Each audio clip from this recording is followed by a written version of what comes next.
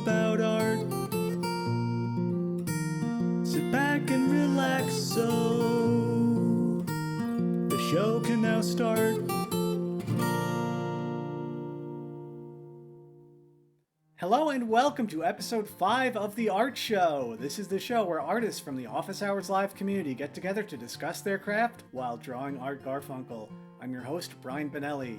In the next 2 episodes, we'll be answering questions that you sent us on social media. I'll also be taking a look at some viewer art and giving you a quick glimpse behind the scenes.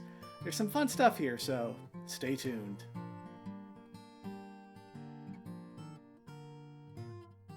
Let's get to the questions. Okay. So our first question comes from Facebook, from a man I think we've all drawn, Mr. Vic Berger IV. Have we all drawn him? I have a few times. Yeah. Ellie, did you do a Vic? Oh yeah, I did a Vic, and he shared it. It was so nice. Did a Vic as Gumby. Oh yeah, I love that. Oh, that's perfect.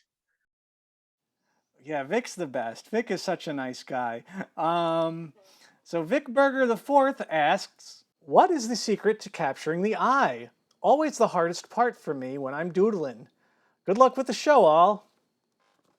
Yeah, I briefly touched on this earlier, but I do think that the eye is one of the most important parts of the drawing.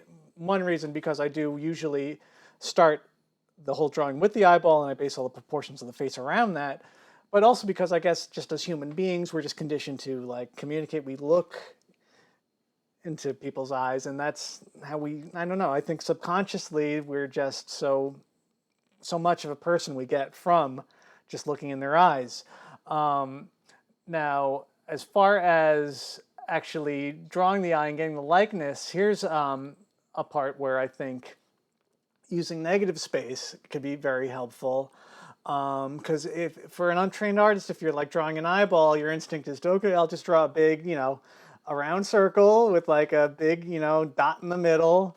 But eyeballs don't look like that. They're not like, big circles. They're weird little shapes there. Ellie, you were touching on this before when you're talking about drawing Eric's eyeballs. It's there's a lot of nuance there, and so you're not just drawing circles. You're kind of looking at what I do is I like to do the whites first, and I'm not actually looking at the shape of the pupil. I'm looking at the negative space, the shape around the pupil, what kind of forms the pupils like borders, I guess. I found that to be incredibly helpful when just getting started on just getting the underdrawing of the eyeball. Now, as far as shading and all that goes, I think Sarah has some good advice. So I'll just pass the buck over to you. Yeah, so the whites of the eye, I never actually just paint solid white. I usually start with like a gray tone or a blue tone, and then add in all the little highlights because eyes are, glossy and wet. So you kind of want that helps with that appearance. And yeah, it's just not, the white isn't actually white. But yeah. The shape of the eye is really important. Tim Heidecker's eyes, if you're drawing them, they kind of tilt upwards a little bit. And if you don't get that right tilt, it won't look like him. Or Eric Wareheim, his irises, they kind of float. They don't, the bottom of the iris doesn't meet the lower lash line. So that's how you get that good kind of blank Eric Wareheim stare that he does. That's really funny. It's like that his iris is kind of floating there upwards, something like that. Only thing I wanted to add was like when drawing any feature of a person's face, it's like I feel like it's almost like a brain game. You kind of have to almost not think about what you think that an eye looks like. It's actually looking at the different aspects of the eye. So I'm just kind of like switching that part of your brain off a little bit. So Yeah, I know some people will draw upside down. Right, yeah. They'll look at the reference upside down and draw upside down, so that it forces your brain to not draw what you Wow. think you're seeing, and forces you to look at the shapes and actually, yeah. I've never heard that. That's a great idea. Yeah. yeah, I've never tried it, but I should try it. Yeah. Forces you to draw what you really see. I'm going to. Here's a book recommendation, and they talk all about this in this book, Drawing on the Right Side of the Brain. It's an excellent book. It breaks down what we're saying, and gives you all these exercises. I recommend this to anybody who's starting to draw, who wants to get better. But it's really crazy what shortcuts your brain kind of makes when interpreting visual information. And as Ashley was saying, there are ways where you could kind of rewire your thinking, so you're looking at it from more of an analytical way, and it's so incredibly helpful to just even be aware of that. I like I will zoom in on my reference like really close so that I can only see exactly what I'm trying to draw, and then there's no other distractions around it. That helps a lot if I'm trying to get the shape of something right. Does anyone else like drawing? I like drawing people with glasses on. I Oh, actually hate that. interesting. I also don't love doing that. It's That's hard. that's one of my favorite things. Like Neil's- the was Neil just gonna say, hamburger one that I yeah. did. Yeah, the reflections in the glasses were so fun to do. So hard. That's like one. Yeah, we could insert that.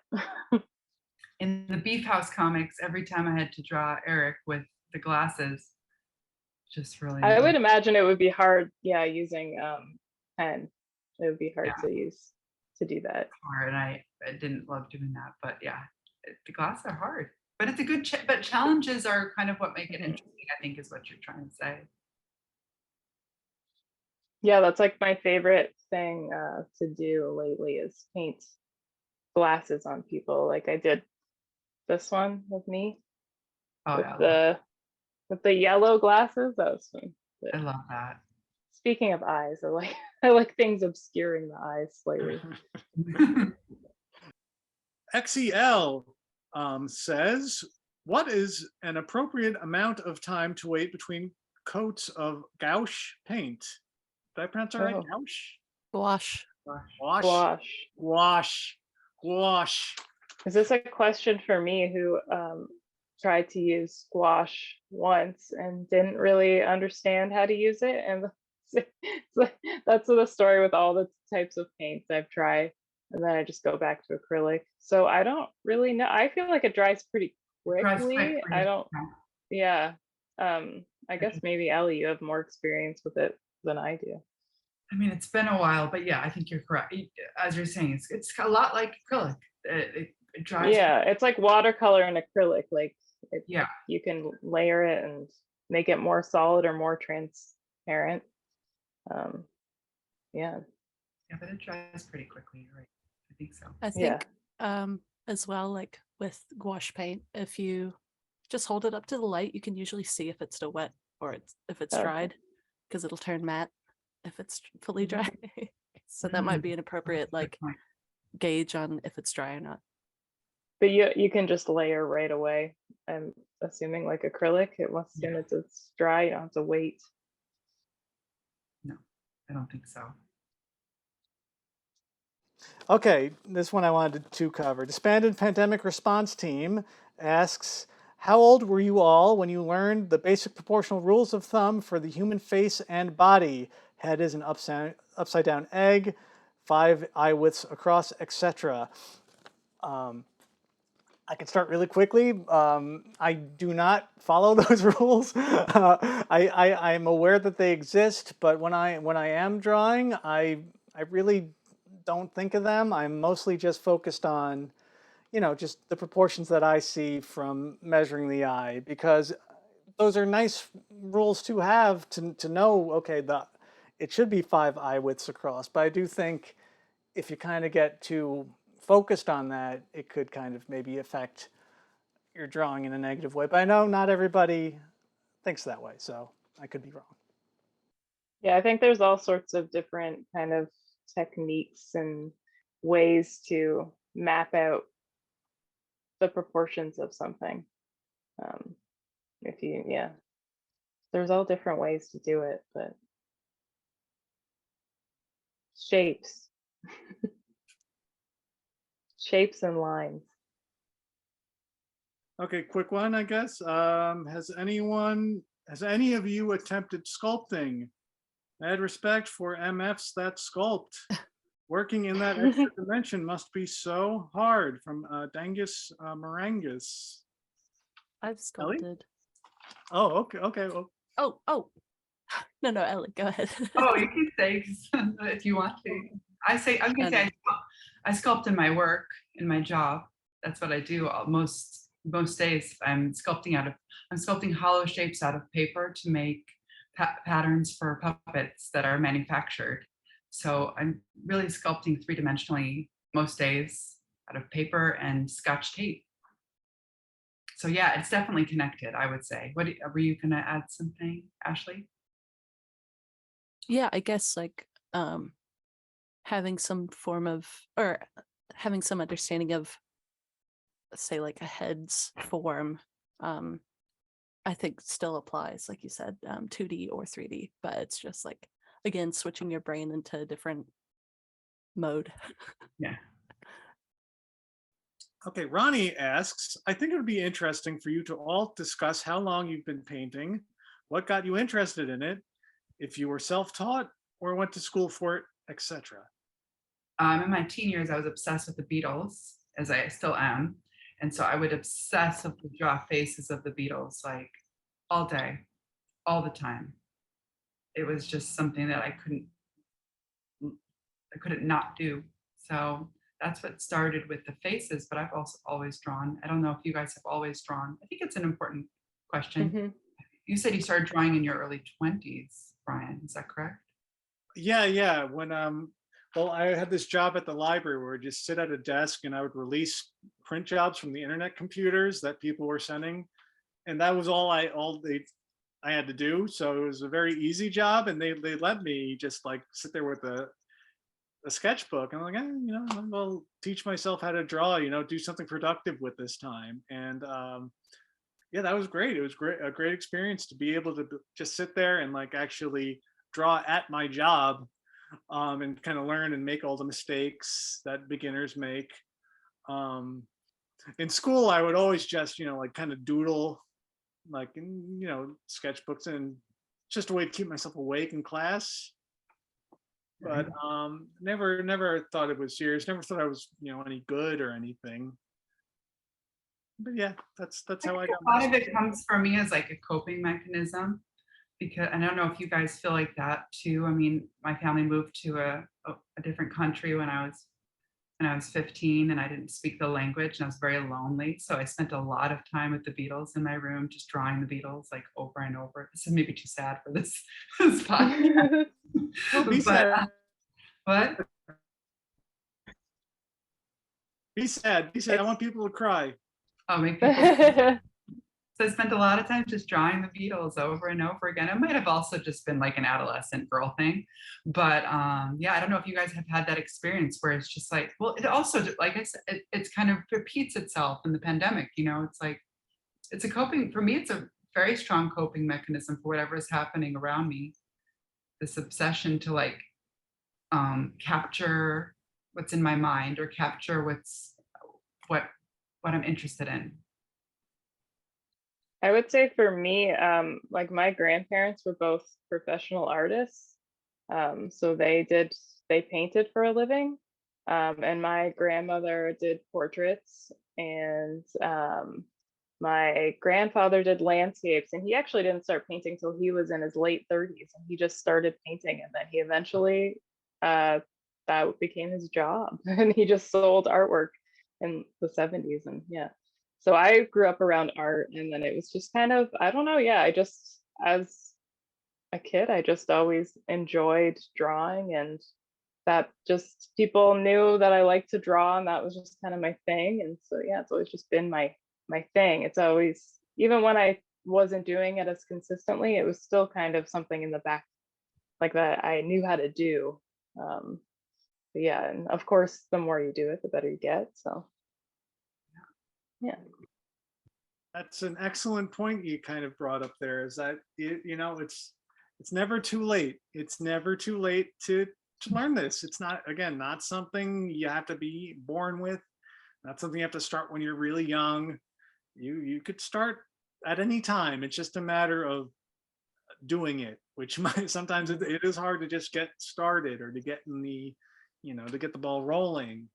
But you once you get kind of in a flow, or when you're really like getting into it, you'll find it's like, oh, this is incredible, and you kind of lose track of time because you're just so laser focused and involved. And yeah, you said coping. It's like it's great. It's just for me, it just my mind could become like a hamster trapped on like one of those wheels going over and over and over in the same, it kind of helps me get off of that, out of that loop, these loops that my brain gets into, where it feels like my brain's eating itself. So yeah.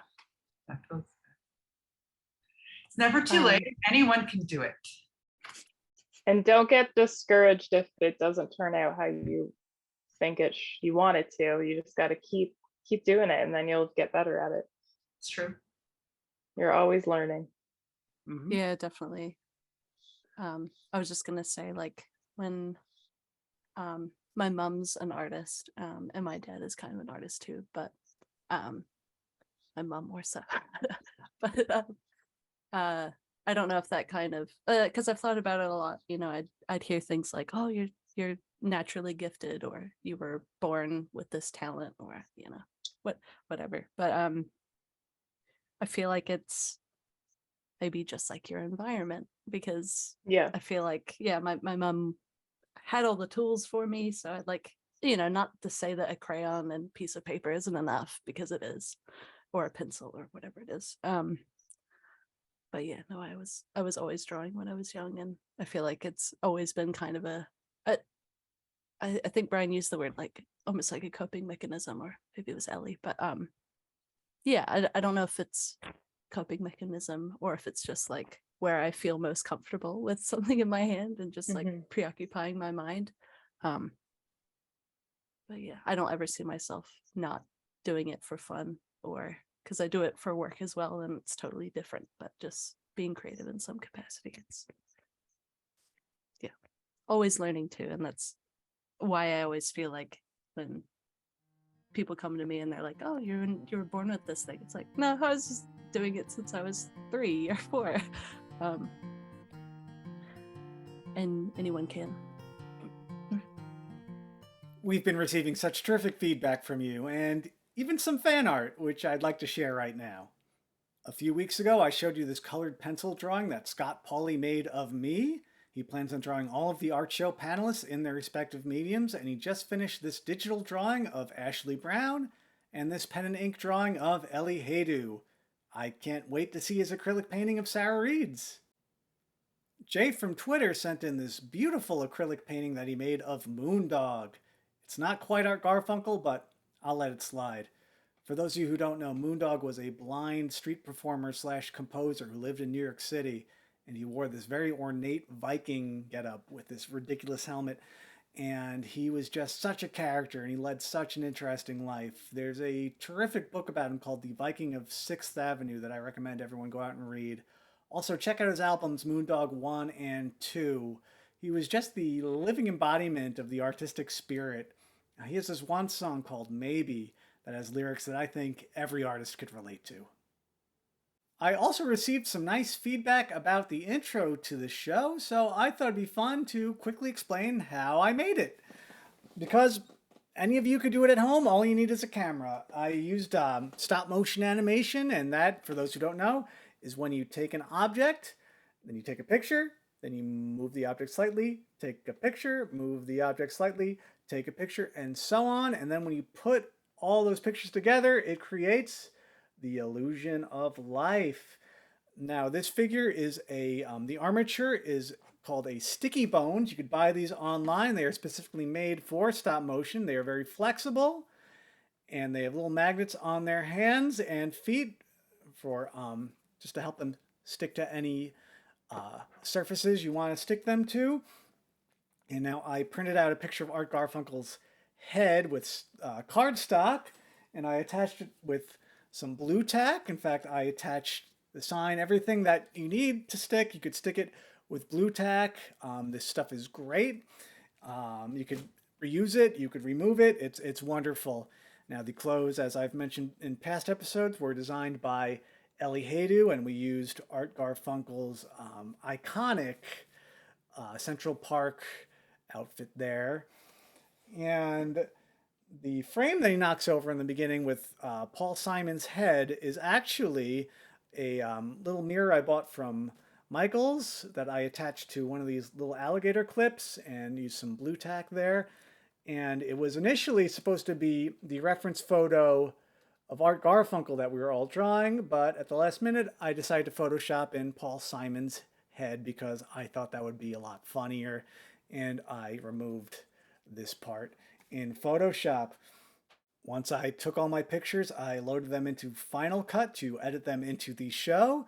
Now, I don't like using Final Cut at all, but it is the only editing software that I own. I know most professionals prefer Premiere Pro, and I also know that there are free alternatives out there, but I haven't tried them, so I can't make a judgment on them. And that concludes episode 5. In episode 6, we'll be wrapping up our Q&A. As always, if you have any questions, comments, complaints, or drawings of Art Garfunkel that you would like me to share, feel free to DM me on social media. I am the Brian Bonelli on Twitter and All the President's Man on Instagram. Until next time, so long, so long.